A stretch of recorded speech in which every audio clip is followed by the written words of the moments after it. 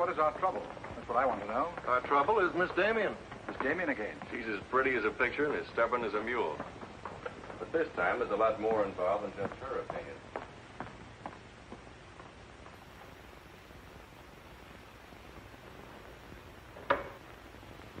Come in, Miss Damien. We were just ripping you up the back a little bit. So I gathered. There's nothing personal. It's about Mr. Cortlandt.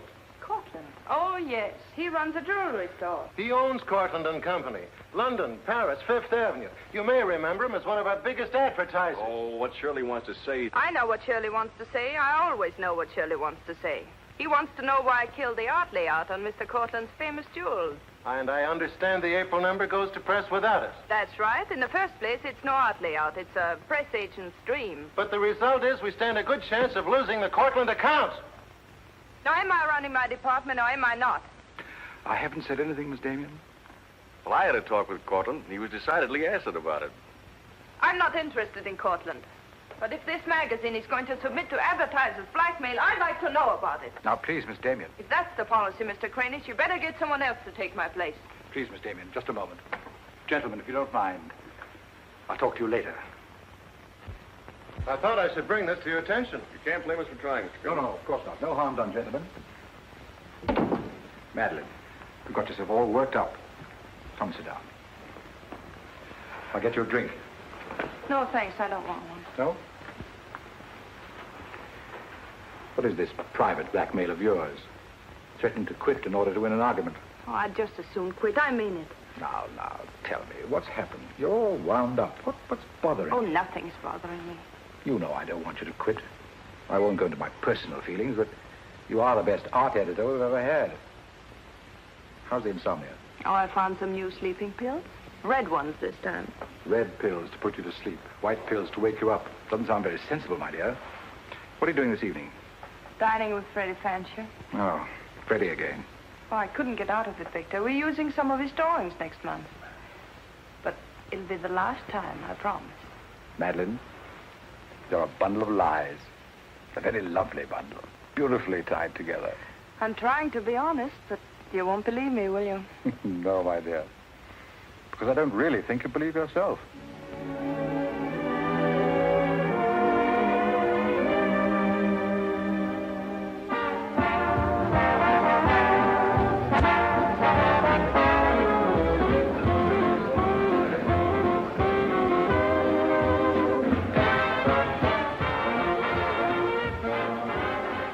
Why do you have to go back to that bore, Freddie Fancher? You haven't even given me a chance to make love to you. You've been doing all right. You know something? It's awfully hard making love to a woman who makes more money than I do. It'd be much easier if you made love to me. Would it? Oh. You're trying to give me the brush off, are you? Well, finally, we understand each other. Well, there you are, Freddie. There's your girl and no bones broken. I'll see you at the office, Madeline. I'd join you if somebody asked me. Nobody's asking. Fair enough. Why do you have to dance with that pollywog? Look, I've told you not to drink. I always drink, particularly when I'm with you. Oh, am I that hard to take sober? You're a voluptuous pain in the neck. I'm going home. You're not going to walk out on me. Come on, be yourself. I've told you I'm going to leave early. But you can't leave me just sitting here in the snow. I'm mad about you. In my own foul way. Good night, Freddie.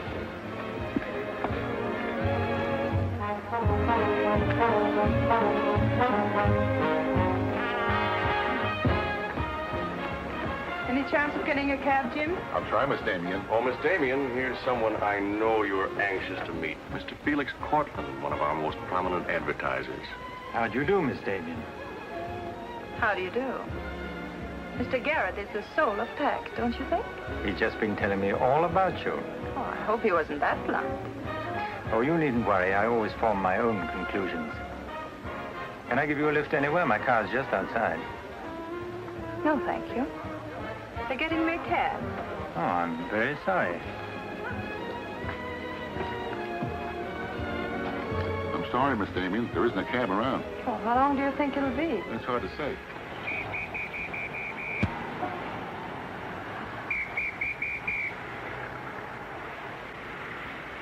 sure you don't want to lift?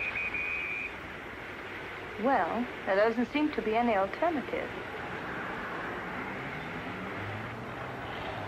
Good night, Mr. Garrett. Good night, Mr. Cortland.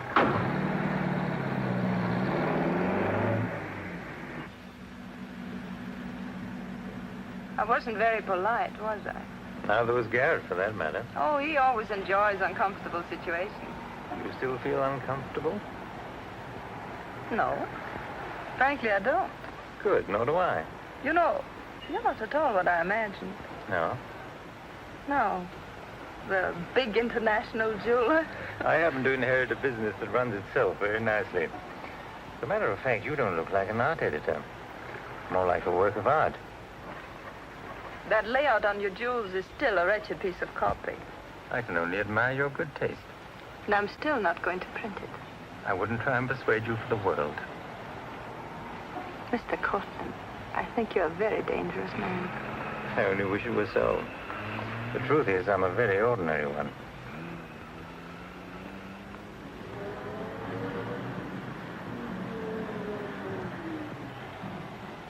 Oh, I'm sorry. I forgot to give you my address. It's my fault. I forgot to ask you. Won't you come in for a minute? No, I don't think so. Oh, but you really must see those jewels you've been insulting. They're much handsomer than the photographs. I'll need you in about 15 minutes. But I said I wasn't coming in. Oh, yes, so you did.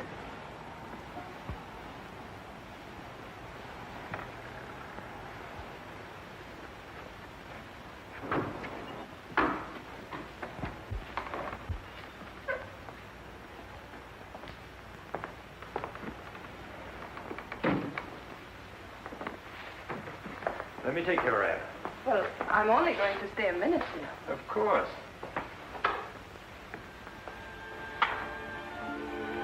What a wonderful room. I've had this place a long time. In fact, I'm pretty disgustingly rich. Don't you find that rather pleasant? Oh, it's not so hard to take once you get the hang of it. I think I know all the troubles that come with money. And all the pleasures. Well, have you got me all figured out? Only what I see here. Good books, fine pictures. Wonder if you ever look at them. Oh, but I do. I'm a lonely bachelor, and I spend hours here all by myself poring over old manuscripts. You don't expect me to believe that, do you? Didn't my father paint that? Was Stephen Damien your father? Uh-huh. That's very interesting. Is it? I remember when he came here to paint that picture of my mother. Everybody was fascinated by him, especially Mother. Father ended by chasing him out of the house. I'm afraid that's the way it usually ended. My father was very much in love with life. That's a Hungarian custom, isn't it? Mm-hmm. Not exclusively Hungarian. Weren't you going to show me your jewels? Oh, yes, of course. I'd quite forgotten. That's the reason we came in here, wasn't it?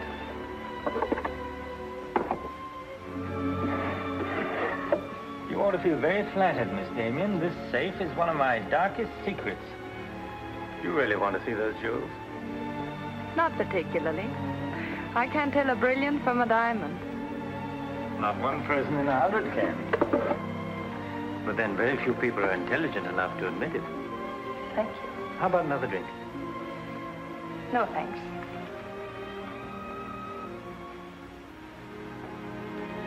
You know, you need relaxing. Lots of relaxing. I can hear your nerves snapping like rubber bands. I'm not nervous at all, see? You're a very curious mixture. A highly moral voice. That's not me, that's my mind. A man's mind, I'd say. Why not? I do a man's work. And desperate eyes. Eyes full of shadows. Insomnia does that. Does it?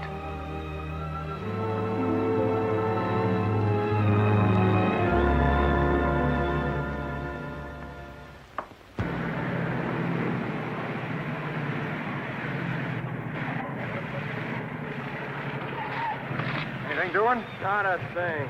You know, it's getting me down eating in these hamburger joints. One thing you gotta learn, eat where the truck drivers eat. They know the right spot.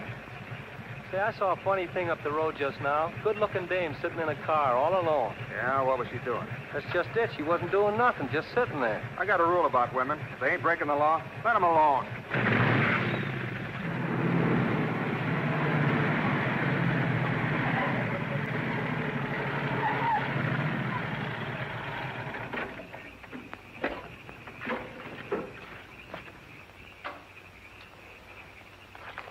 didn't mean to disturb you, miss.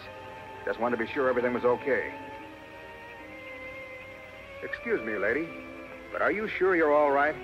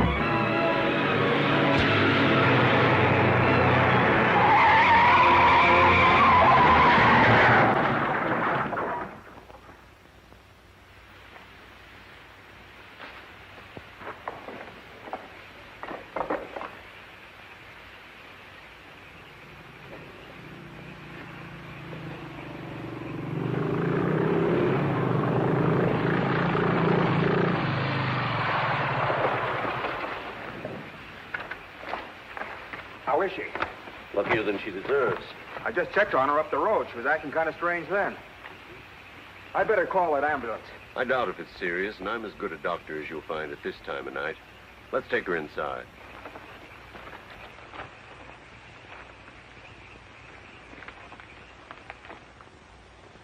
Well, no bones broken. Bruises, that's all. I think you better rest here for the night. I'm a little surprised. You're a beautiful young woman. You've been in an accident. You haven't asked for a mirror. Perhaps that fits with the way you were driving tonight. Perhaps you find the idea of living not very attractive. Is that any of your business, Doctor? As a matter of fact, it is my business. I happen to be a psychiatrist. I don't need a psychiatrist. You won't mind if I disagree with you. Here's a beautiful young woman, apparently well-to-do, apparently in good physical condition, who just doesn't care what happens to her. This is interesting. Not altogether unusual, but interesting. Of course, there are the obvious deductions. It's my life, Doctor, and I prefer to run it myself. And you don't want anyone to see inside it. Perhaps you don't even want to take a look yourself. Many women haven't the courage to face themselves, so they look for escape in one excitement after another. Half my patients are like that. But I'm not one of your patients. If you tell me how much I owe you, I'll be going back to town now. Very well. I'll drive you to the station.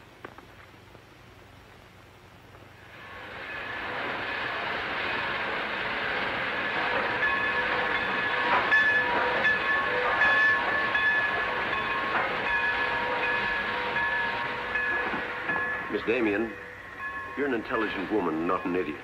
Will you promise me one thing? When you get ready to throw yourself off Brooklyn Bridge, will you come and see me first?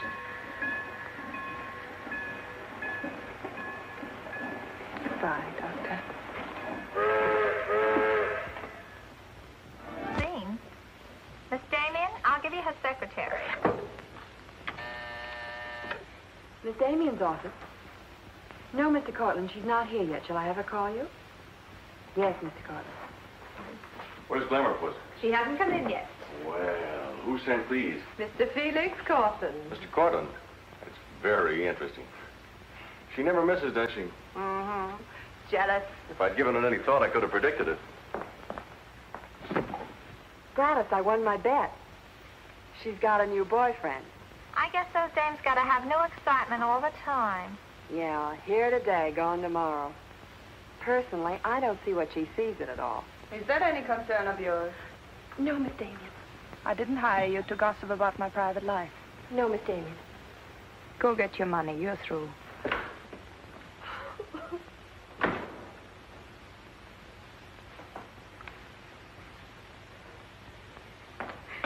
Damien, come in yet? What's the matter, sweetheart? Miss Damien fired me. Fired you? What for? He heard me talking about Mr. Cortland. Cortland, eh? Don't you worry, baby. I'll fix that. I understand you fired June. That's right. What's the idea? I don't like people to gossip about me.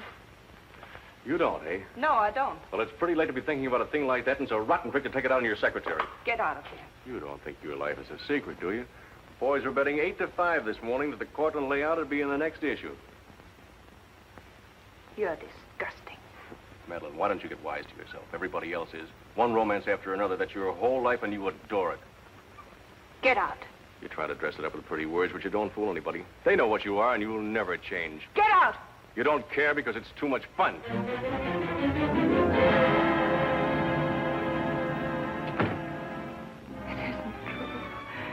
It isn't true. It isn't true.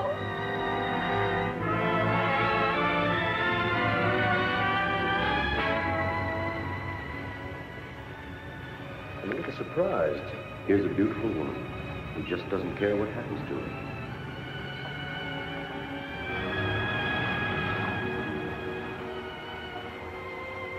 Many women haven't the courage to face themselves, so they look for escape in one excitement after another.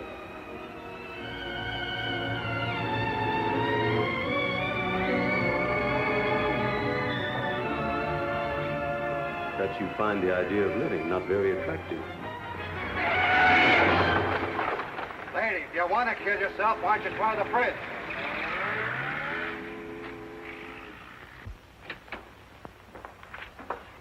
I'm glad I was right. An intelligent woman, not an idiot. Sit down. That's it. Now, if you feel like talking, just go ahead and talk. You're afraid, aren't you? Well, it's our job to find out why. To explore the shadows and throw light on what we find there. Then you'll be able to see yourself clearly and face yourself honestly. When you can do that, you won't be afraid anymore.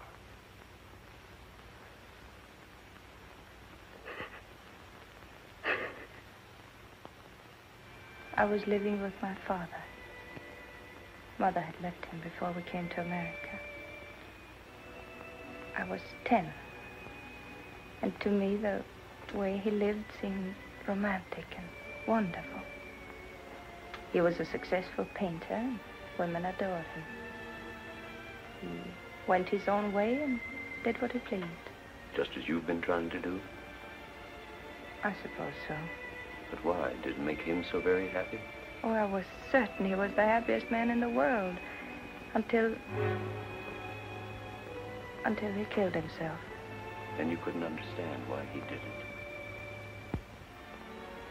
You understand now? I think I do. Did you ever do any painting yourself? I used to. Why'd you give it up? Oh, didn't pay enough. And besides, I didn't want to be like my father. I wanted my own life. And have you been living your own life? Of course I have. The kind of life you really want? I don't know. I don't know. Don't you think you've been hiding from yourself? Did you ever try and discover the person you really were, deep down underneath? I never cared to. I'm not so sure I do now. In that case, I'm afraid I can't help you. But of course, that's entirely up to you. Shall we go on, then?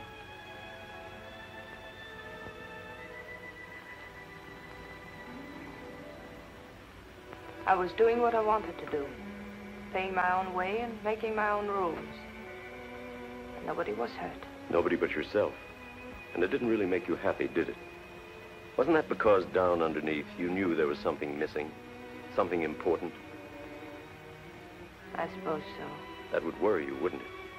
And then you would drug yourself with the excitement of more excitement. Oh, I know the pattern, Miss Damien. You're suffering from a disease of the times. A neurotic malady as commonplace as chronic alcoholism. Suppose for a moment that you were an alcoholic. They're much the same, you know. Unsure of themselves underneath and seeking reassurance from new excitement. Instead of getting at the cause, the drunkard solves his problem by taking another drink. This, of course, is no solution. And eventually we find him sprawled hopelessly at a bar, without the strength or even the desire to save himself. I can't go on with this. You're not helping me. You're insulting me. You've been insulting yourself, Miss Damien. Insulting your body and insulting your soul. Your life hasn't been gay and glamorous at all. It's just been muddled and senseless.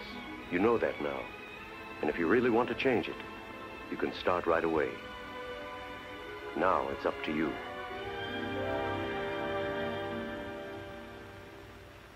You can have my apartment, Ethel. The rent's paid till the end of the month. Darling, I feel like a vulture wheeling over your head. I'm not in, whoever it is. Miss Damien's office. No, she still hasn't come in, Mr. Cortland. Well, I don't know exactly. Later in the day, Did he hang up? Yes, good.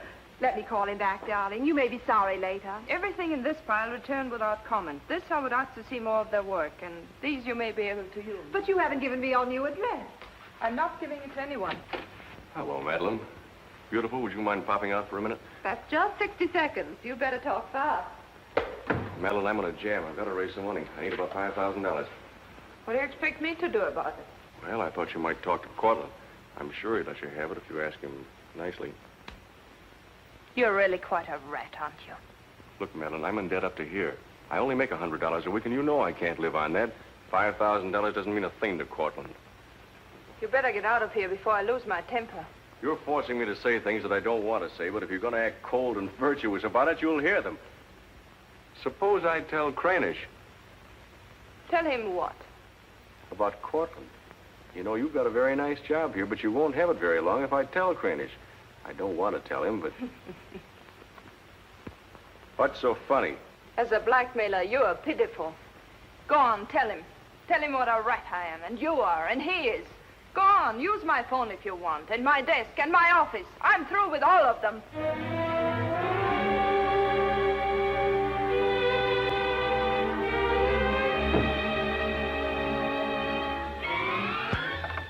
Boulevard Magazine. No, Miss Damien hasn't been back. Just a moment, please. I'm sorry, she doesn't work here anymore. You might try at her home. Waldorf Apartments. Waldorf Apartments? Miss Damien? Oh, no, she gave up her apartment. Why don't you try the post office? Dahlgren? Dalton? Damien. Care of Richard Caleb, 137 West 50th Street. Well, I've nothing to tell you except that Miss Damien has taken my advice as a doctor. She'd been living in an area of infection, and she's removed herself from it. I take it you consider me part of the general contamination. Now, you've come here for information, not diagnosis. I usually charge a fee for insulting people. I'm willing to pay for data of any kind. Yes, I gathered that. But I have nothing for sale. I suppose you're being very ethical, but I'd like to talk to Madeline. In your presence, if you wish. Miss Damien is living under a different name in a different world. She told me to tell you, if you inquired, that she was busy growing a new soul. Now, would you please keep off the grass? Goodbye, Mr. Cortland. Bye, Doctor. Doesn't it ever worry you, playing the almighty in this fashion? Not particularly. I'm used to it.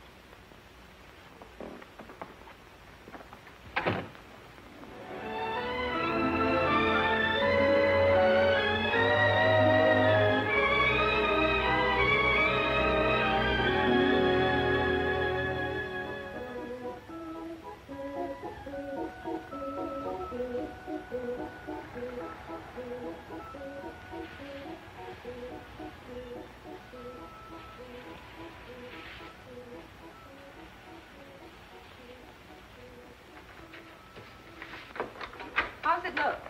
It's better than torn wallpaper. So you think I have talent, then?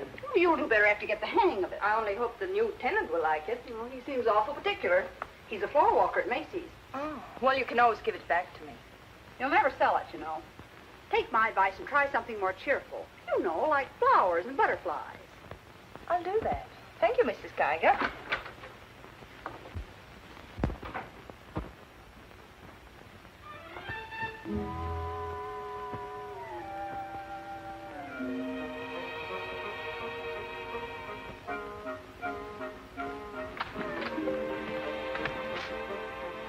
Thanks. You saved my life. Is this yours? Yes. Mrs. Geiger would scalp me if she knew I kept mice in my room. Well, why do you keep mice in your room? Pathology is part of my homework. I really shouldn't bring these fellas out of the lab, but, well, I got kind of attached to this one. Oh, thanks again. Hey, women are supposed to scream. Aren't you afraid of mice? Well, no, but next time I'll scream.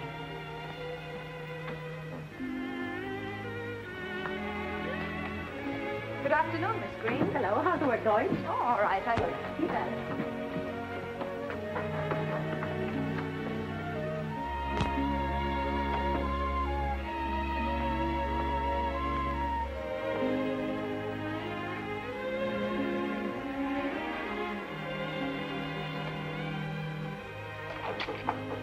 Come in. Hello. Hello. Say, you're an artist, aren't you? Well, I don't know. Oh, Mrs. Geiger said yesterday that you were. She's an authority if I ever saw one. I was wondering, could you do a job for me? Want your portrait painted? For me? Oh, no. No, nothing like that. I'm doing some research, and it has to be illustrated. Oh, what do you want me to draw? Nothing fancy, just blood cells and things. Sounds fascinating. Oh, it is, really. You see, it's a lot like... Oh, no, you'd be surprised. It really is fascinating once you get in it. Of course, I'm on a fellowship, and I couldn't pay you very much. Matter of fact, I couldn't pay anything till the first of the month. That'll be all right. Oh, fine. Swell. It's all settled then. I'll see you at my place about 6 o'clock. Oh, but couldn't I... Oh, sure you can. I just live downstairs. You know, the mousetrap. Oh, by the way, my name is Cousins. Mine is Dixon. Very glad to know you, Miss Dixon.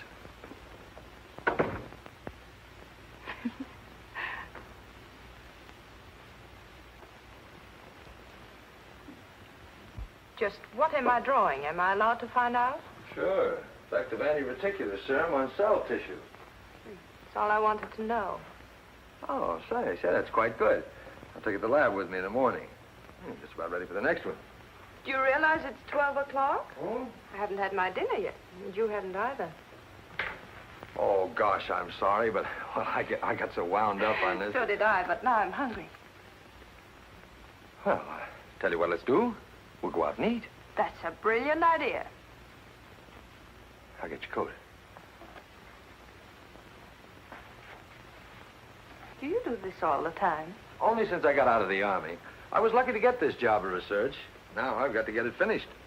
Then what? Oh, then I go back to Oregon and become the usual respectable small-town doctor. No mice? No. No mice. Head colds and belly aches. $5 a visit. Maybe you'll like it. You'll get some rest. Oh, I'll get plenty of rest, all right, but I don't think I'll like it. You folks going out this time of night? That's right. We're meeting a few friends at the Busy Bee cafeteria. We don't want to miss the floor show. We'll have to hurry. See that he eats. He hasn't got any more sense than a goose. I'll feed him with a spoon. Got onto it first up in a little town in Germany while I was still in the Army. I met a couple of Russian medical officers who were working on anti-reticular, and well, they were pretty steamed up about it. Pie, sir? No, thanks. We got together the first night over a bottle of vodka. I remember the town was still burning. Well, maybe it was the vodka, but anyhow, we got to talking about anti-reticular, and, well, I guess I got pretty excited. You mean you speak Russian? Over a bottle of vodka, anybody speaks Russian. Care for some coffee? No, thanks. I've milk. Oh, one, please. At any rate, I promised myself that night that just as soon as the war was over, I was going to do a job of this. You haven't stopped to eat ever since. That's an error I'm just about to rectify. $1 even.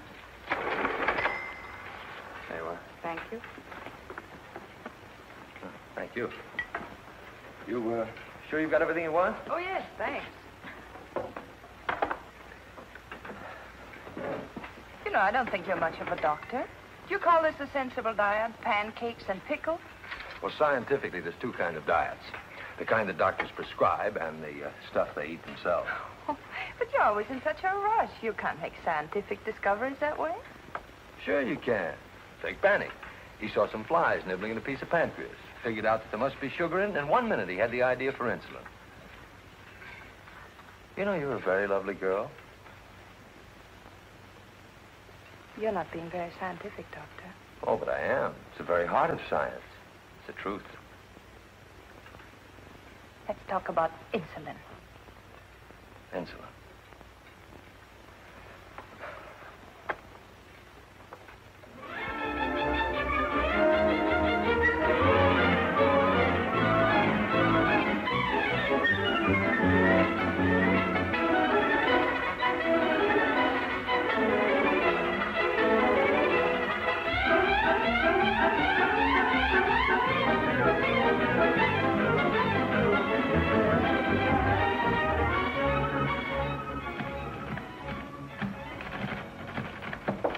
Come in. Hello. Hello. Say, did you buy these new manuscript covers? Yes, are they all right? Oh, sure, they're fine. How much they cost? Oh, nothing at all. Something like 20 cents. Oh, nothing at all, huh? You know you can buy a pair of good mice for 20 cents? David, I have some wonderful news. I just sold a picture. No fooling. Who bought it? The floor walker downstairs. He said it's almost as good as a photograph. Well, the man has great taste. Oh, I think it's wonderful. I'm proud of you. And I'm a little proud of myself, too. David Cousins on anti-reticular. Oh, David, it looks fine. It's important, isn't it? I mean, not just to you, but really important. Well, it won't cure all the ills of man or beast, but... Yes. Yes, I think it may be important. And I also think that I better hand it in before I start changing it again. Like to come along? Oh, could I? Well, sure. Why not? I think you've been drawing blood cells long enough. It's time now for you to meet one of them face to face.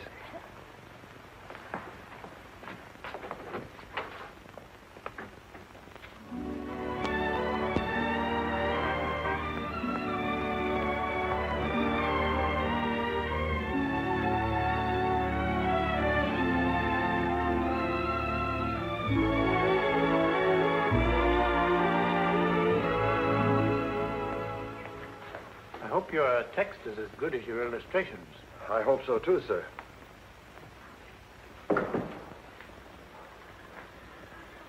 Well, that's that. You didn't tell him they were your drawings, did you? I didn't tell him they weren't. Come on, I'll show you my lab. Coffee. I wouldn't try and drink it if I were you. Assistant pathologist.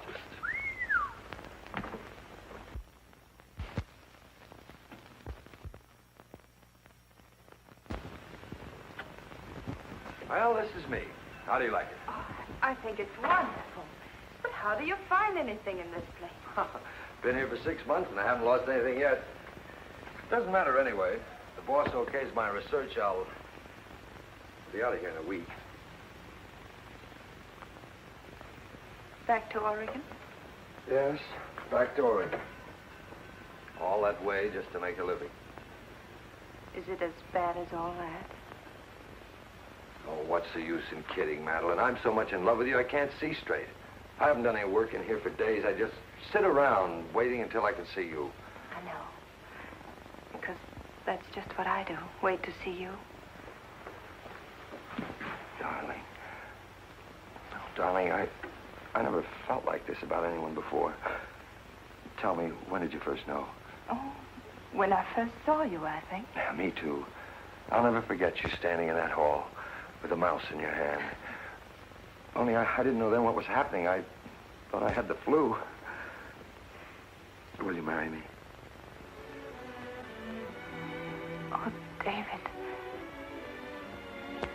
Well, will you? We don't know each other. I mean, you don't know me. Oh, but I do. Of course I know you.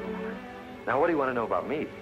David Cousins, M.D., University of Oregon, Captain Medical Corps Reserve, young, healthy, and very much in love. Will you marry me?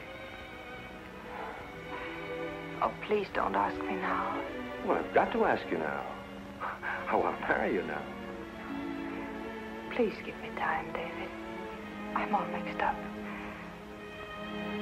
I'd like to go home now. All right.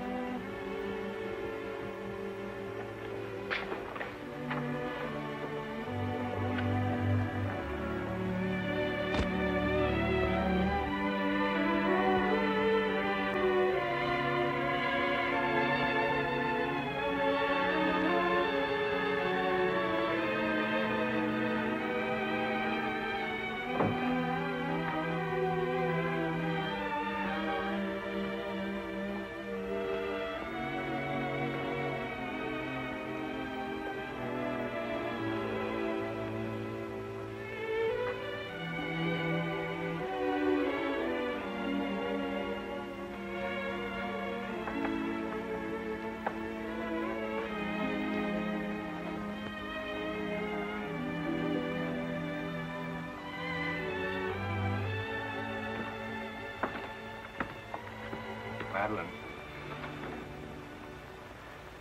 You haven't answered a rather important question I asked you. I can't say no, because I wouldn't mean it. Darling.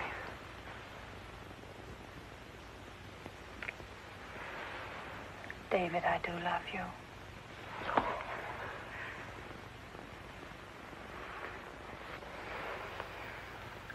Good night, darling. Good night.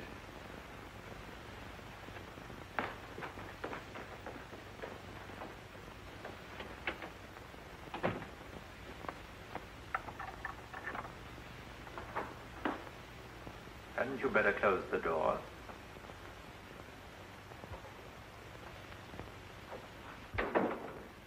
A gentleman I hired provided me with your new address and the proper keys. Suppose someone had seen you. You wouldn't have cared, would you? I didn't think it mattered. You see, I expected to find you wretched and lonely, grappling with your complexes. Rather naive of me. Will you please go? Of course I'll go. But before I do, wouldn't you like to tell me about him? Why? I'm in love. Now, laugh if you want. I don't feel like laughing. I've always wondered if it were possible for people like you and me. And you think you've really got it? Love eternal, the fireside, the slippers, the whole thing? Yes, the whole thing. I'm very glad for you. And I think I'm a little sad for myself. You haven't told him, have you? Told him what? Well, about me, for instance. Why should I tell him? You're absolutely right. You shouldn't. Men prefer to keep their illusions, don't they? Please go. If you ever need me, you'll let me know, won't you? And don't call the past too many names.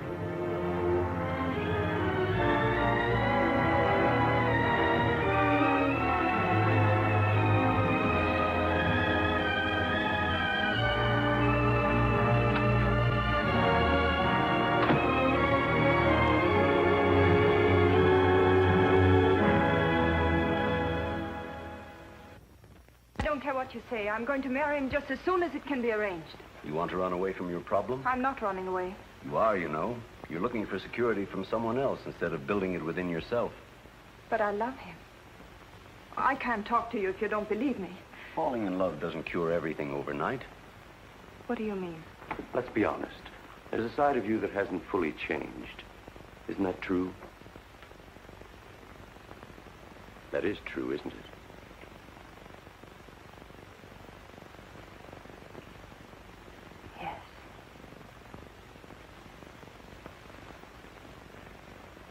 Have you still not told David about yourself? I couldn't tell him. You let him fall in love with an illusion, with someone who doesn't exist.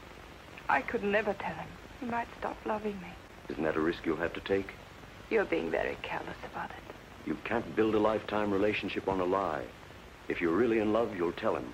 With the others, it was different. But if you love him... Will you please stop saying if? How many times must I tell you I love him? But real love is a sharing. If you're strong enough to face this yourself, you're strong enough to face it with David. Oh, I can't do it. I can't risk the only happiness I've ever had. That's up to you, Miss Damien.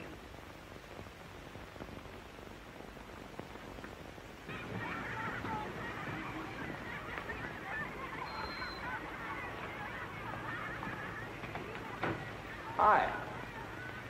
Hello, darling. You're home early, aren't you? Well, I didn't get fired, if that's what you mean. Dr. Lutz read my paper. Really? What did he say? Well, he liked it. Oh, David, that's wonderful. The only trouble is he thinks it's so important he wants me to go to Chicago and read it before the convention. Oh, David, no. Well, that's not my idea. I don't want to go. Well, when will you have to leave? Tonight. Got to catch the 8 o'clock plane. And when will you come back? Oh, I don't know. A few days. But I tell you what. As soon as I get back, let's get married. You can get a license in 3 days, and it only takes 15 minutes to get married. You still want to marry me, don't you? Oh, more than anything in the world.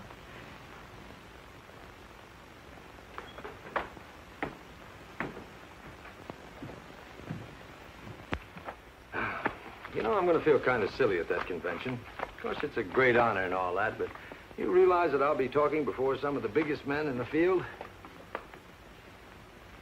What's the matter, darling? Nothing. I was just thinking how I'd feel if you didn't love me. Oh, don't be silly. Not a chance. David, could you ever stop loving me? Well, that's really a gruesome thought. Of course not. Even if there was a reason? The world is bothering you. Nothing. I just wanted to be sure. Sure about what? That you loved me and not an illusion you built up about me. Scientists can't believe in illusions. I believe in you. You're the best thing that's ever happened to me. 4 shirts. I wonder if that'll be enough. Come to think of it, it'll have to be. That's all I've got. Socks? Well, that just about does it. Madeline, was there something special on your mind? Something that you wanted to tell me? Just that I love you, that's all.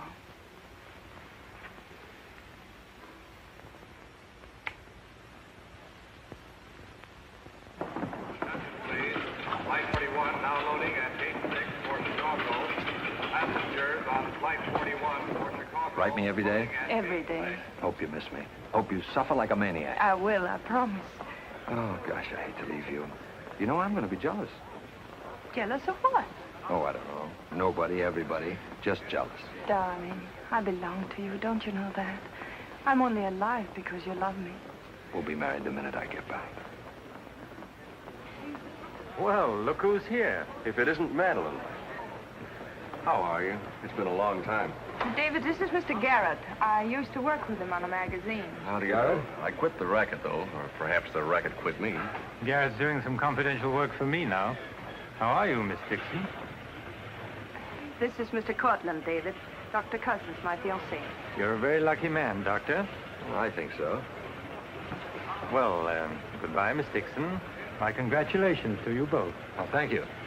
Good night. Good night. I don't believe a minute of it, do you? Garrett, you're a very cynical man. You don't believe in true love. You don't think Madeline does either, do you? I don't know, but I've always been fascinated by miracles.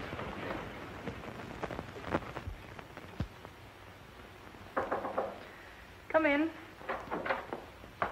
Telegram for you, Miss Dixon.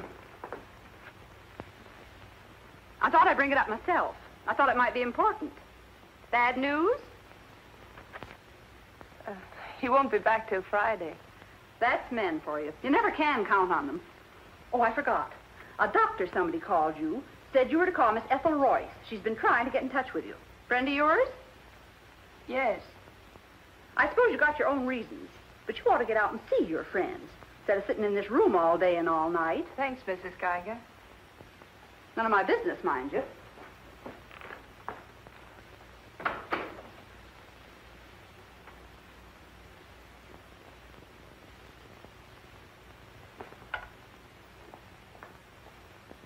Ethel, this is Madeline. Madeline. Darling, but this is really a voice from the dead.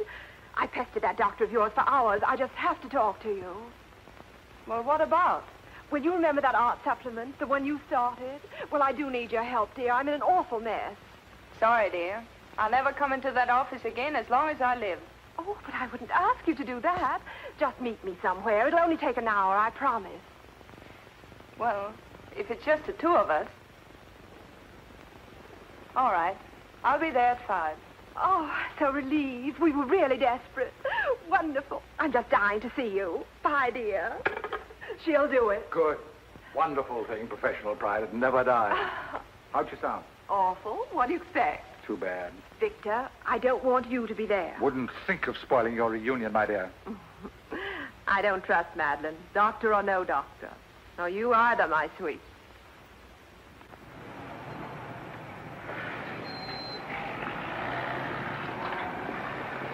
Hello, Miss Damien. Glad to see you back. Glad to see you, Jim.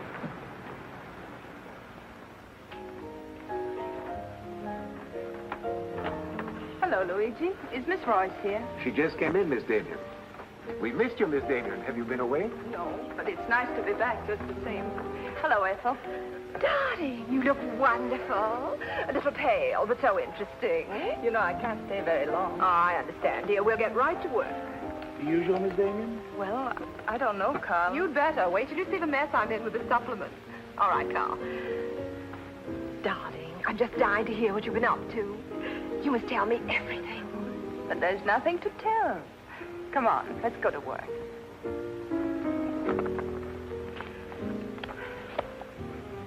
You're just marvelous, my dear. You made the whole project seem utterly simple and practical. Not for me, please. Darling, you used to be able to drink 10 in a row. I'm out of training. No one would know it, my dear. You seem just like the old Madeleine again. It's the surroundings. What do you say we have dinner and go to a show? No, really, I've got to stagger home.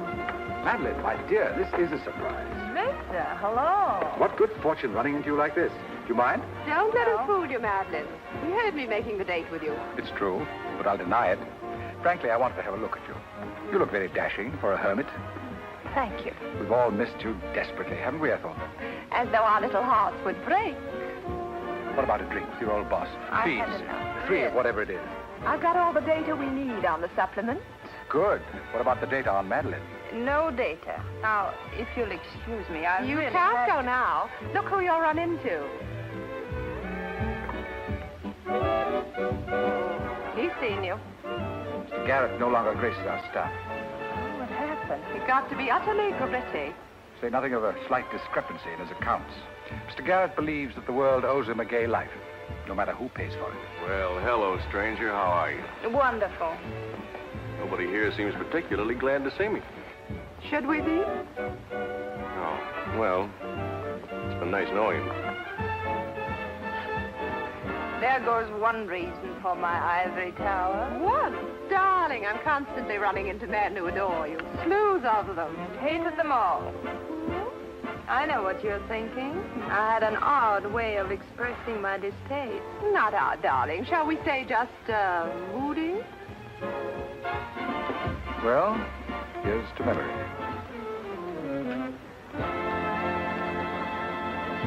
May I speak to Mr. Cortland, please? Just a moment, sir.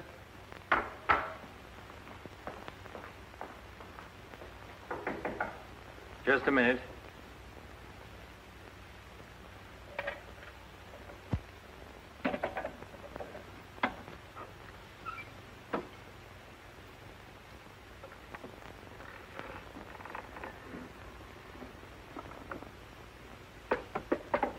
Come in. Mr. Garrett on the phone, sir. All right. Hello, Garrett. I have some interesting news. Do you know who's here? Madeline. How considerate of you to call. By the way, I've just been through the stones in my safe, and one's missing.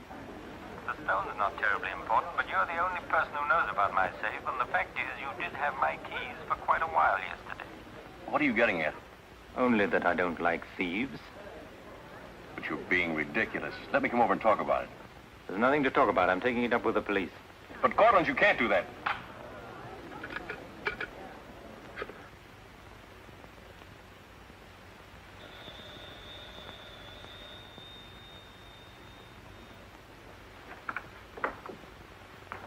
Mr. Garrett again, sir. Tell him I've gone out. I'm sorry, Mr. Cortland has just left.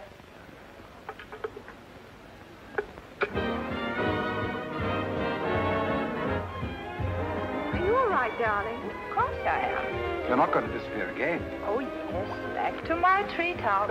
It's raining. Let me drive you home.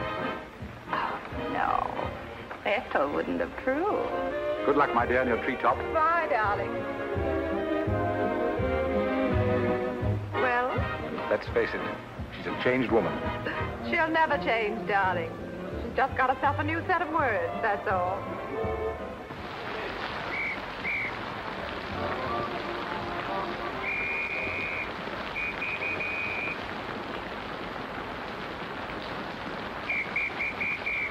Madeline. Hop in. No, thanks. I'm waiting for a cab. Don't be silly. There are no cabs. You'll get drenched. Please. I'll drop you off. I'm going home alone. Come on, in you get.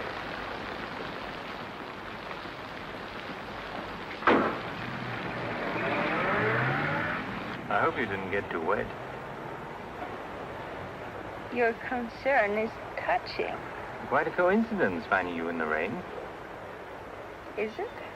I can't lie to you, especially when there's no point to it. I was informed you were playing hooky. You're detestable. I'm really not detestable at all. I happen to be very fond of beauty, which shouldn't be a crime in your eyes. Please, no debates. I'm a little dizzy. A good dinner will soon take care of that. Why do you always hound me? You know I despise you and everything you stand for. There's always a chance I may be able to improve your opinion and your manners. I'm sleepy. You know you're very lovely. Please don't bother. I'm not listening.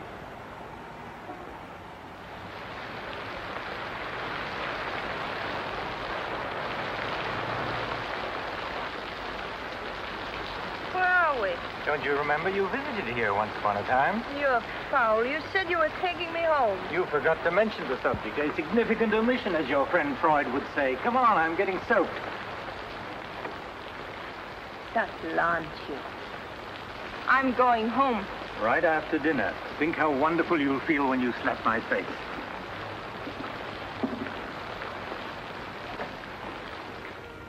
That'll take the chill out of your bones and maybe even your heart.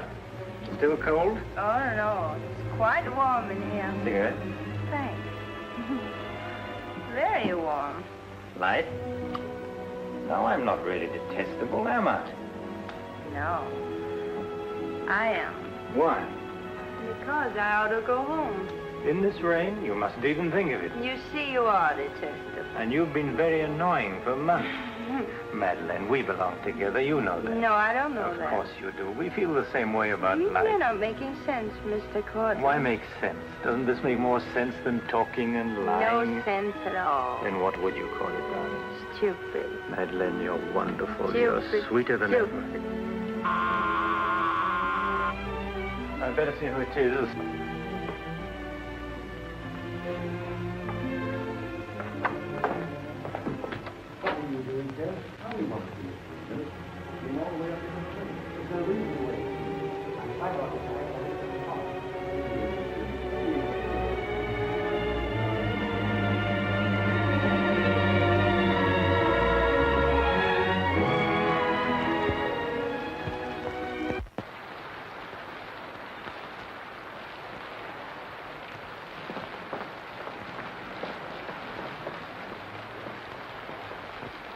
But I tell you, I'm going to raise the money. I'll pay you, honestly. I don't like dealing with thieves. That's a job for the police. You swear out a warrant, you'll never get a dime. Look, I didn't sell it. I just had to have some money temporarily. Here's the pawn ticket. I'm not interested in pawn tickets. Good night, But, Gary. Carter, you've got to give me a chance. I said good night.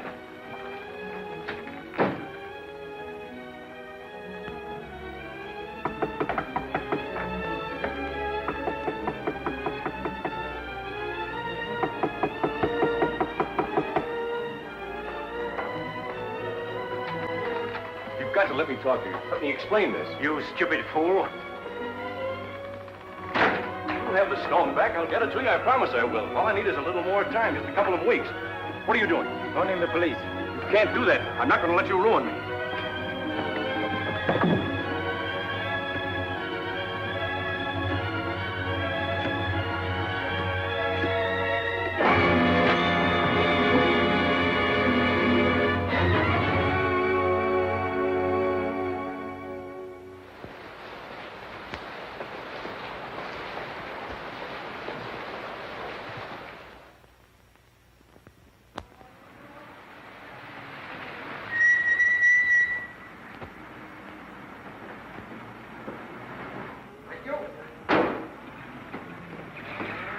You're looking very lovely this morning, Mrs. Geiger. You wasn't expected back until Friday. That's what I like. A cheery welcome home. Miss Dixon upstairs? I haven't seen her this morning. Who is it?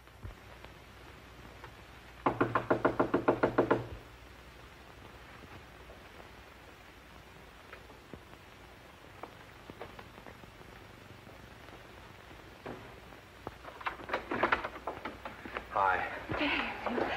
Darling. Oh, I couldn't wait till Friday. I just said my little piece and ran out on them. Oh, I needed you so badly. I feel lost without you. Don't ever leave me again. Oh, that you can depend on. Say, I've got big news. I'm a success. Oh, tell me all about it. I wonder what was the matter with you. You don't look very good. Come on, I think you better get back in bed. Now then, first, I don't have to go back to Bellyaches in Oregon. You're not marrying a small-town country doctor, young lady. You're marrying a promising young research scientist. At least that's what Dr. Broder says, and he ought to know. He's got a long white beard. Oh, darling, I'm so proud of you. I think I'll take your temperature. Gee, I wish you could have been there. When I finished reading my paper, they all got together and offered me my own laboratory in California. I still can't believe it. There it is, right in the paper. You'll find it on the bottom of page 10.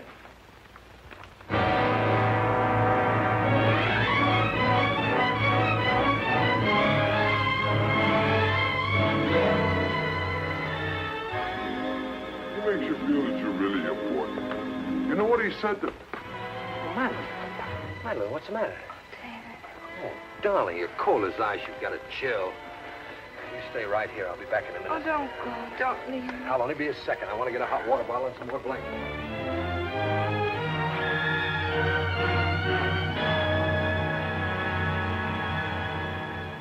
Miss Madeline Dixon at home? I don't know. Friends of hers? We're from police headquarters. Where's the room? Upstairs. What do you want to see Miss Dixon about? We'll tell her. Well, perhaps you'd better tell me first. Miss Dixon isn't well. Who are you? He's a doctor. He lives here. If it isn't important, I suggest you come back tomorrow. It's important. Could you get some extra blankets and a hot water bottle, please? You a friend of Miss Dixon's? Yes, what? Just asking. Well, what is it, an accident or something? I wouldn't call it an accident. Well, we should cut out this mystery and tell me what it's all about. Okay, Doc, take it easy. Madeline, these men are from the police. They want to We'll take over from here, Doc. I'm Sergeant Patelli. This is Sergeant Beitler. You're a friend of Felix Cortland's, weren't you? Matter of fact, you were with him last night. No, I wasn't. Did you see Mr. Cortland any time yesterday? No, I didn't. Now, look, Miss Damien, we wouldn't be here asking questions unless we already knew most of the answers. Oh, wait a minute. Her name's not Damien. I think you've got the wrong party. I think maybe you've got the wrong party, Doc. The name happens to be Damien. This happens to be a case of murder. Take a look at that newspaper. I want to know what's going on in here. This is my house, and I've got to know. Sorry, madam. We'll talk to you later. As long as I've been here, there's never been police Take in her this and see house. what you can find out. lady. Now, Miss Damien, tell us what happened last night. What time did you leave Cortland's house? Oh, Dave. You and this guy, Cortland, were pretty sweet on each other, isn't that right? Oh, but it isn't. It isn't true. Now, according to the chauffeur, you got to Cortland's house at 6:45. What time did you leave? Oh, but I didn't go into the house. I met him by accident. David, don't look at me like that. How long have you known Miss Damien, Doc? Not very long, only a few months. Know that she was mixed up with this guy, Cortland? Oh, but it's a lie. David, it's a lie. Okay, so you didn't go into the house with Cortland? No, I didn't. He wanted me to come to the house, but I wouldn't do it. Oh, I didn't go into the house. I didn't, I tell you. Who you telling, me or the doc here? Did you get anything? She came in about 9. In a cab? No, she was walking in the rain. Landlady said she looked kind of wild-eyed. What about Cortland? He was here, all right. He visited her a couple of weeks ago. Get the date? Yeah, April 10th, around midnight. Anything else? The landlady thought that Cortland had a key to this place. She was kind of vague as to how he got it. I didn't give him a key. David, you can't believe that. I've got his key ring here. This one fits. He had a key, all right. But I didn't give it to him. Where are you going? Oh, David, don't leave me. I didn't kill him, I swear. I didn't kill him. Who cares whether you killed him or not?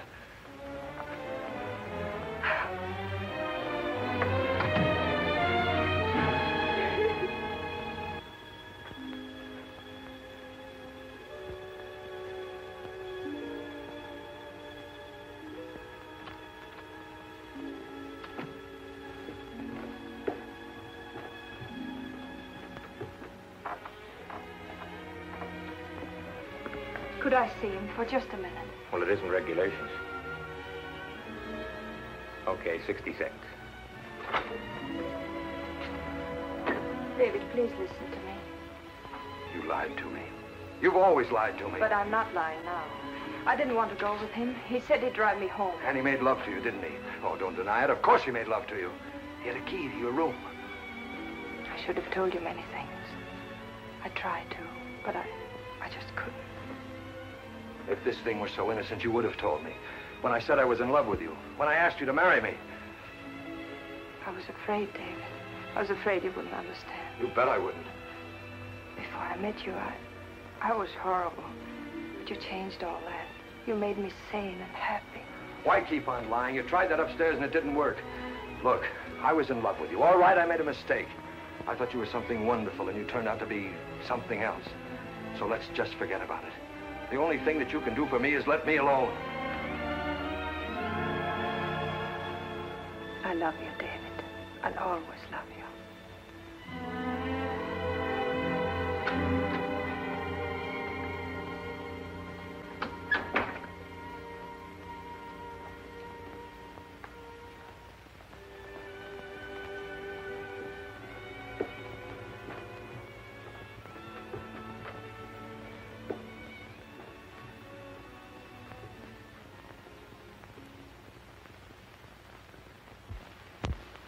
And so, ladies and gentlemen of the jury, the prosecution will prove beyond a shadow of a doubt that Madeline Damien is guilty of the premeditated murder of Felix Cortland. We will prove that she was in his apartment the night he was murdered. We will prove that her fingerprints are on the table lighter with which he was murdered. And we will prove further that she had a motive for the murder. For after all, this is a very simple story. To one man, Dr. Cousins, she was a pure and noble woman. To the other, Felix Cortland, an irresponsible light of love. Too self-indulgent to be faithful to the man she wanted to marry. Too weak and lacking in character to break with Cortland. Her twisted soul was bent on a heartless deceit. To make one man believe what all others knew to be a lie. And when Cortland threatened to expose her, she went to his apartment to plead with him in the only way she knew. She embraced him. She made love to him. And when, in spite of that, he threatened to expose the lie that she was living, she silenced him forever. Ladies and gentlemen of the jury, the state asks you to find Madeline Damien guilty. Guilty of murder in the first degree. On the night Mr. Cortland called on the defendant, did you let him into her apartment? I certainly did not. How did he get in then? He must have had a key of his own. The key of his own. Where was the defendant when he arrived? Out to the doctor, I suppose, pulling the wool over his eyes.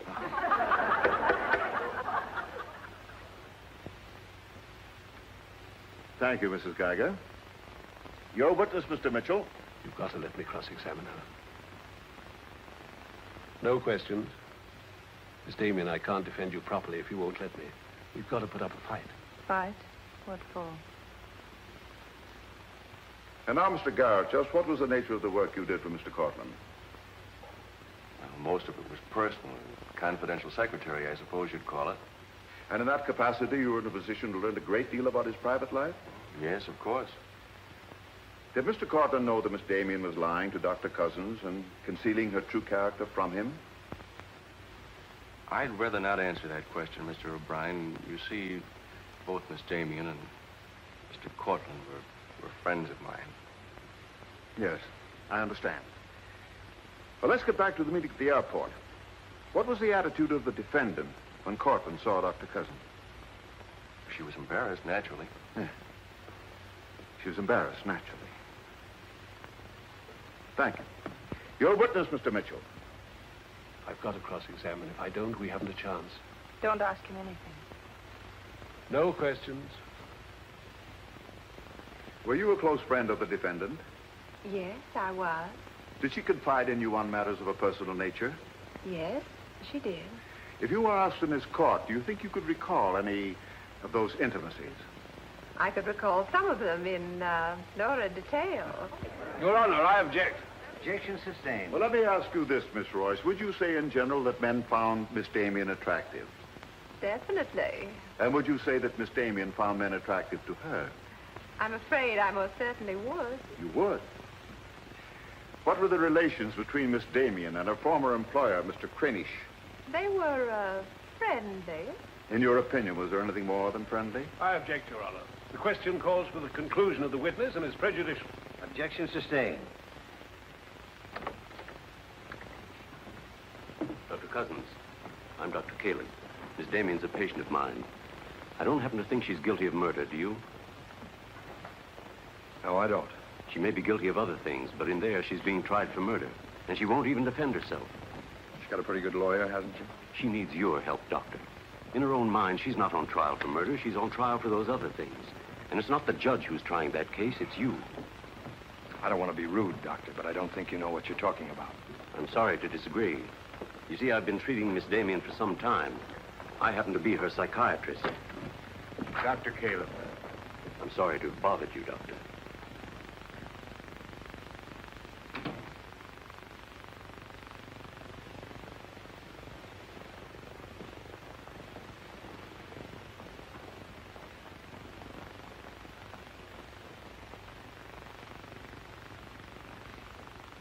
Your name, please?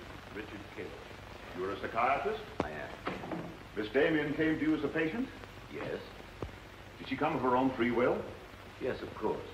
Isn't it true, Doctor, that people do not go to psychiatrists unless they consider themselves, well, shall we say, not well balanced?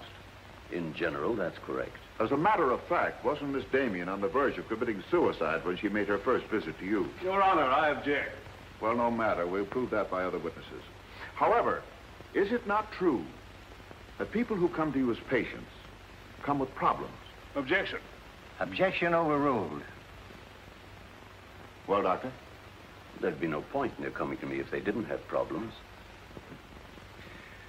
So the defendant came to you with a problem. Do you mind telling us, Doctor, in your opinion, just what was Miss Damien's problem? That is a confidential matter between doctor and patient. I'm afraid I can't discuss it. Well, during the course of your treatment of Miss Damien, did you ever discuss her relationship with Dr. David Cousins? Yes, we did. Well, bearing in mind the fact that she's engaged to be married to Dr. Cousins, do you think she was as frank with him as she should have been? As a matter of fact, I urged her to tell him everything. And did she? Not to my knowledge. Well, why not, Doctor? Why didn't she? I'm afraid you'll have to ask Miss Damien about that. Did you ever meet Dr. Cousins? Yes, just a few minutes ago. Well, I'm sure you found him a reasonable, intelligent young man, and yet the defendant refused to confide in him. Having met Dr. Cousins, I think I can see why Miss Damien hesitated to confide in him. Do you mind telling us why? It's my impression that Dr. Cousins hasn't the capacity, either emotionally or intellectually, to understand a problem like Miss Damien's.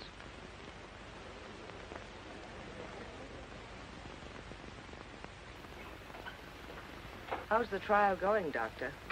Not very well, I'm afraid. There's a Dr. Cousins in your office. Oh? He said you weren't expecting him. As a matter of fact, I was expecting him. Hello, Doctor. Sit down, relax. Tell me, is this a professional or a social call? Dr. Caleb, you said some pretty rough things about me this afternoon. Yes, I did, didn't I? I think I'm entitled to an explanation. So do I. As a matter of fact, I'm very glad you came over.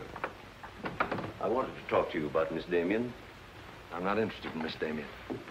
I'm glad to see you're still in love with her. And I'm not in love with her. All the better. Then we can approach the subject of Miss Damien as one scientist to another. You see, I'm interested in Miss Damien because she's a patient of mine. I believe I was well on the way to solving her problem. It would be most distressing to me if she were to die now for a crime she didn't commit. It would be as though you had lost one of your white mice, one that you had just inoculated. What's all this got to do with me? Only this, that when you testify tomorrow, you'll be asked to tell the truth. The whole truth.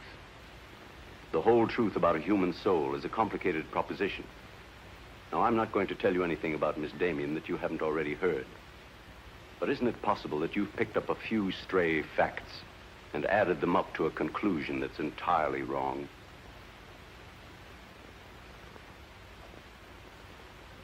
Won't you sit down, Doctor?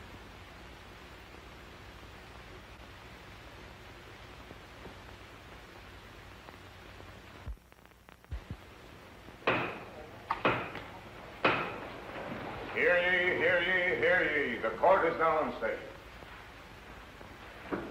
Call your next witness, Mr. O'Brien. Dr. Cousins, please. This will be their last witness. You've got to let me put you on the stand. I tell you quite frankly, Miss Damien, if you won't testify, you haven't got a chance. Raise your right hand. You solemnly swear to tell the truth and the whole truth, nothing but the truth, so help you God? I do. Please be seated. Your name, please. David Cousins. Under what name did you know the defendant? Madeline Dixon. Did she ever tell you her true name? No, sir. Did she ever lie to you about her identity? Yes, sir. How long did she continue to lie to you? Till the morning the police came. Did she ever tell you about her relations with Cortland? No, she didn't. You proposed marriage to the defendant, and she accepted you. Yes, sir. And still she didn't tell you about Cortland? No, sir. When did you first know of the true relationship between them? Same morning, the morning the police came. Oh, I see. Then from the moment you met her until the day she was taken into custody, you didn't know the truth about her character. I object, Your Honor. Mr. O'Brien, haven't you covered your point? Well, Your Honor, I'm merely trying to clarify for the jury the true nature of the defendant's motive. Proceed. Back. One more question, Dr. Cousins. If you had known the truth, would it have affected your love for the defendant? Your Honor, I must protest. Let him answer. Objection withdrawn. And now, Dr. Cousins, if you had known the truth, would it have affected your love for the defendant?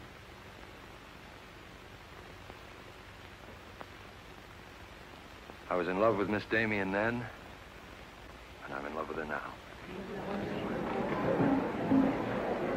Your witness, Mitchell. No questions.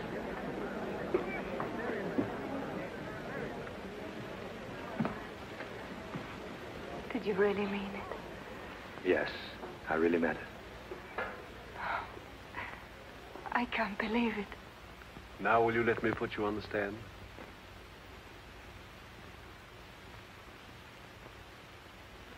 You admit you went to Cortland's apartment that night? Yes. He made love to you? Yes. Did you have any conversations about Dr. Cousins? No. Positive? Yes, I am. But tell me, Miss Damien, were you in love with Felix Cortland? No, I wasn't. Were you in love with Dr. Cousins? Yes. Oh. But you went to Cortland's apartment nevertheless. Yes, I told you that. You were in love with one man, yet you chose to visit the apartment of a man you didn't love. Did you go of your own free will? Yes. Mr. Cortland didn't force you or threaten you? No. Then why did you visit him?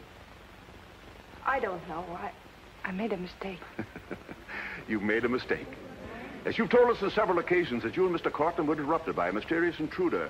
Can you tell this jury anything definite about that person? Anything at all? No, I didn't see him. You didn't see him? I only heard his voice. You seem very certain it was a man. It was a man. What did he say? Well, I don't know. They were talking in the hall. I couldn't tell what they were saying. Yes, you heard a voice. You're willing to swear it was a man, and you couldn't hear what he said.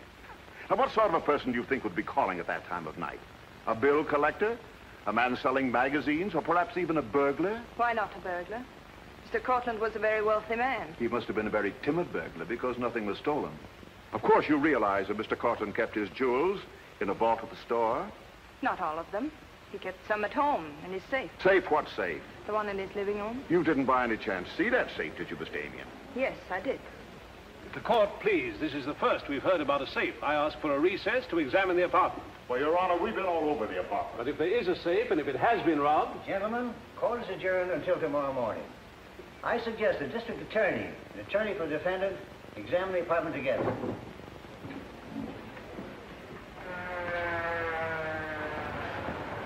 What about this safe, Mr. O'Brien? What safe? How about some papers on the inside, Mr. O'Brien? You boys better wait outside. I may have a statement for you when I come out. Mr. O'Brien. Huh? Mind if I tag along? I don't know why you're sure. The fine witness you turned out to be. Couldn't help that, sir. All right, Garrett, where's the safe? Me, Mr. O'Brien? I don't know of any safe in here. I didn't think you did. If you want an unbiased opinion, I don't think there is a safe. Well, here's the learned counsel. Perhaps he knows. Where's the safe, Mitchell? My assistant's checking the location with Miss Damien. He'll be along in a minute. Oh, you're on a dead one. While we're waiting, maybe Mr. Garrett could tell us where the safe is. I've asked him, he doesn't know. I don't understand that, Mr. Garrett. You were very close to Cortland, weren't you? That's right. I'm sure if there was a safe in here, I would have known about it. At least I would have seen the key to it. The answer's very simple. There is no safe. What did you find out? I got the dope on him, Mr. Mitchell. Splendid. It's over here in this bookcase. You were wrong for once, Mr. O'Brien. Could be. What do you know about that? Have you got Cortland's keys? There they are. Thank you. That looks to me very much like a safe, Mr. O'Brien. Yes, it does, doesn't it? But not like a safe that's ever been robbed. I don't think a good burglar would leave those behind. I guess we're right back where we started from. Well, I've seen all I want. How about you, Mitchell? You win this round. Lock it up, sir. Yes, sir. See you in court, gentlemen. I'll give you a lift, Doctor. No, thanks. Sergeant, I have some papers here, Mr. Cortland, I'd like to put in order. Do you mind if I stay? It's all right with me. We're finished with the place. Thank you very much. Anything I can do for you, Doctor? Oh, I was just curious about something. I've never seen a safe like that before. One that operated with a key. Come to think about it, I guess I haven't either. Normal assumption about a safe is that the lock works on a combination. Yes, I guess most of them do. I was wondering how you knew that this one worked with a key. You said you'd never seen the key to it. Did I say that? Uh-huh. I guess I must have said something I didn't mean. Oh, I see. There could be another explanation. Really? Yes. That you were lying when you said you'd never seen the safe before. You're not serious, are you, Doc? I'm a scientist, Mr. Garrett. When we get hold of an odd fact, we consider every possible explanation. We make some of our most important discoveries that way. Well, it must be fascinating work. Yes, it is. Suppose I had known about that safe, which I didn't. What would that prove? Frankly, nothing. But it does suggest a theory. You were very close to Cortland. You knew about the safe. Maybe the safe was robbed. Perhaps he found out about it. He was quarreling with a man in the hall the night he was killed. Maybe that man was you. That's a very interesting theory. Yes, isn't it? Well, as I said, I'm a scientist. When we hit on a theory like that, the next thing we do is to test it. That's all I'm doing. I see. Then you won't mind having a little talk with the police? No, why should I? Fingerprints. But then, of course, if you've never seen the safe before, you won't mind them checking it for yours. Oh, certainly not.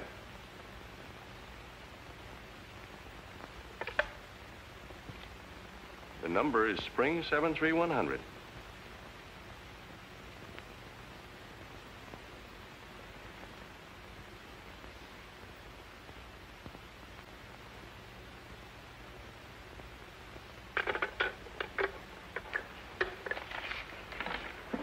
Okay, Doc. No hard feelings. Don't you think this sort of thing is rather out of your line, though? I guess maybe you're right. Bye, Doctor. Goodbye.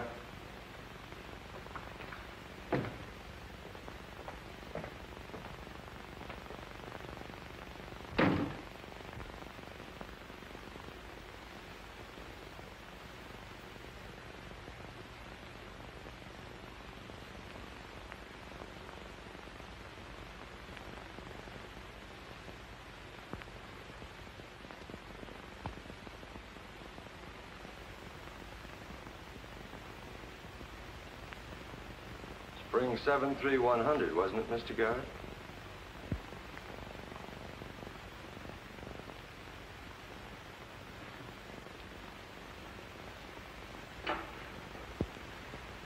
I guess maybe I underestimated you, Doctor.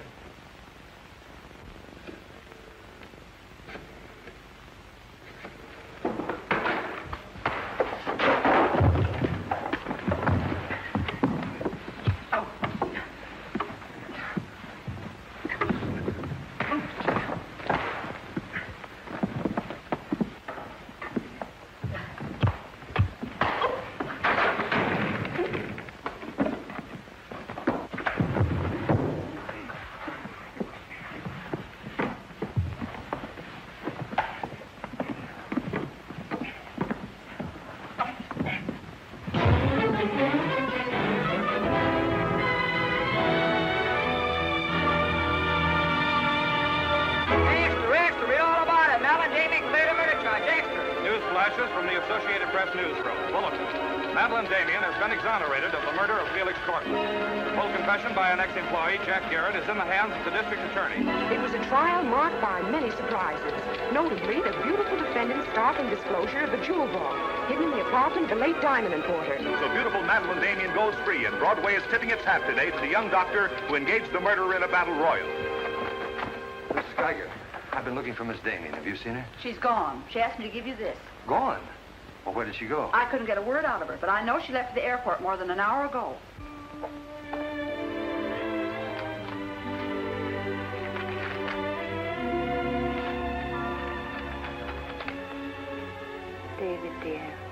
I can still hear your voice in that courtroom, and I'll never forget what you said.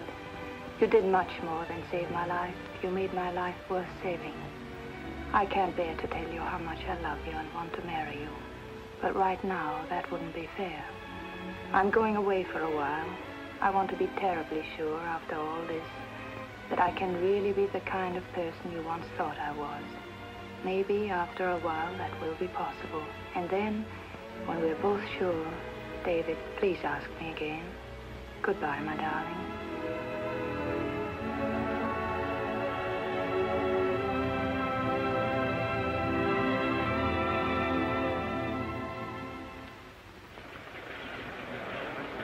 Passengers on Flight 41 loading at Gate 6. Will you try and see him once in a while? Of course. You see, I want to be sure of myself. I'm sure of you.